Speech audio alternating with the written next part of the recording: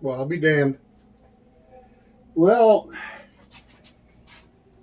the carb, there was gas by the carb when I took it out of storage, and I think it was just a leaky fuel line running over to the carb because there's nothing in there now. So, I'll shut this bad boy off.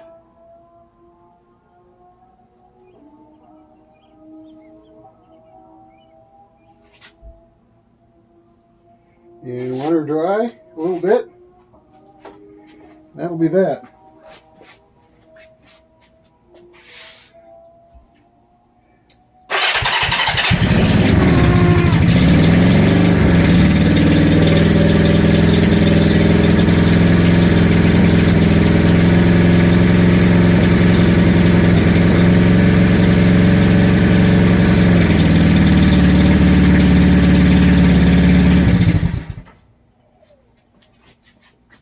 And that's that.